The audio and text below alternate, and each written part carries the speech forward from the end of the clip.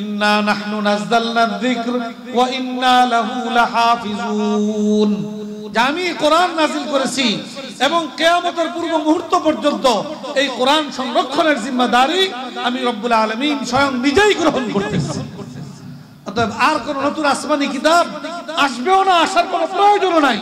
আল্লাহ তাআলা আল্লাহর কালাম কোরআনে কারীমকে আল্লাহ তাআলা কিয়ামত পর্যন্তের জন্য আসমানি কিতাব হিসাবে মানুষের হেদায়েতের জন্য, মানুষের রাহবারির জন্য আল্লাহ তাআলা সংরক্ষণের ব্যবস্থাপনা করেছেন। মাদারিস কি জিনিস এটা আমরা মোটামুটি জানি, তারপরেও আপনাদের সামনে একটু তুলে ধরতে চাই।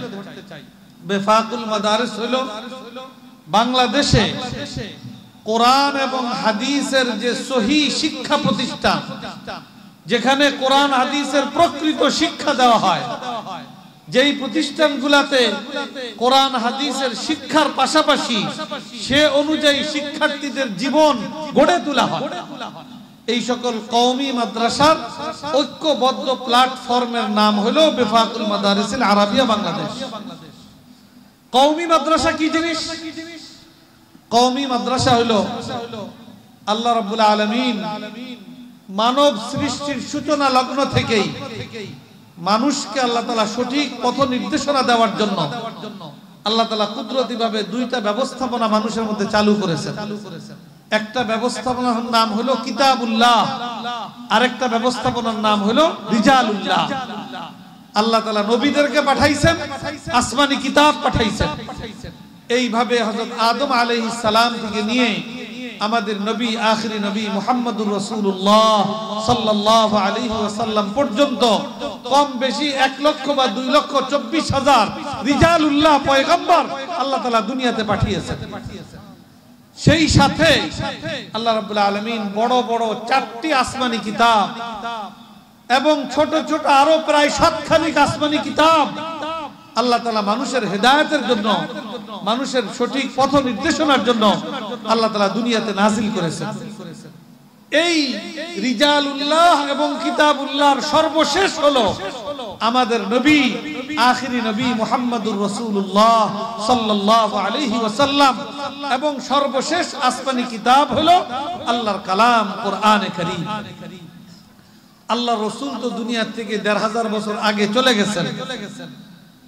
তো মানুষের হেদায়েতের জন্য তো আল্লাহ তাআলা রিজালুল্লাহ আল্লাহর মনোনীত ব্যক্তিবর্গের একটা ধারা দুনিয়ার শুরু লগ্ন থেকে অব্যাহত রেখেছেন। আল্লাহ রাসূলের পরে কিয়ামত পর্যন্ত মানুষ সেই রিজালুল্লাহর ধারা তাদের মধ্যে কিভাবে অব্যাহত থাকবে? নবী তো আর আসবে না। আল্লাহ রাসূল সেটা ঘোষণা করে গেছেন যে আমার পরে কিয়ামত পর্যন্ত আমার উম্মতের উলামা ওয়ারিস নবী হিসাবে নবীর এই ধারাবাহিকতা দুনিয়ার মধ্যে তাদের মাধ্যমে অব্যাহত রাখবে। আর আসমানি কিতাব কোরআনে কারীমের মধ্য দিয়া আসা নাজিল হওয়া শেষ হয়ে গেছে। আল্লাহ রাব্বুল আলামিন কোরআনে কারীমে ঘোষণা করেছেন ইন্না নাহনু নাযালনা যিকর ওয়া ইন্না লাহু লাহাফিজুন। আমি কোরআন নাযিল করেছি এবং কিয়ামতের পূর্ব মুহূর্ত পর্যন্ত এই কোরআন সংরক্ষণের জিম্মাদারি আমি রব্বুল আলামিন স্বয়ং নিজেই গ্রহণ করতেছি। অতএব আর কোন নতুন আসমানি কিতাব আসবেও না, আসার কোনো প্রয়োজন নাই। আল্লাহ তাআলা আল্লাহর কালাম কোরআনে কারীমকে আল্লাহ তাআলা কিয়ামত পর্যন্তের জন্য আসমানি কিতাব হিসাবে মানুষের হেদায়েতের জন্য, মানুষের রাহবারির জন্য আল্লাহ তাআলা সংরক্ষণের ব্যবস্থাপনা করেছেন।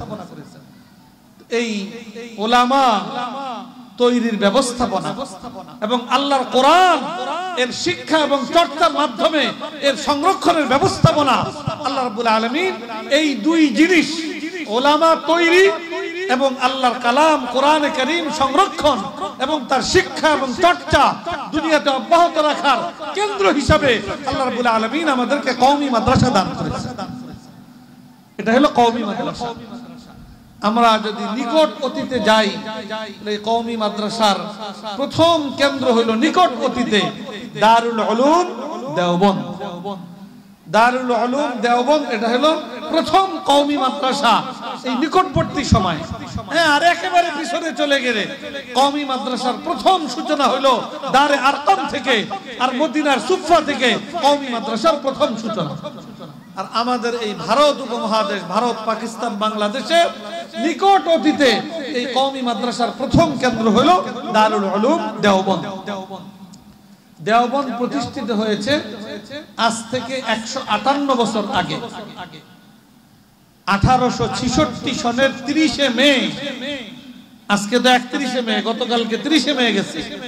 দারুল উলুম দেওবন্দের প্রতিষ্ঠার সেই দিন গতকালকে আমরা অতিক্রম করে আজকে 31 মে উপনীত হয়েছি। 158 বছর উপনীত হয়েছে।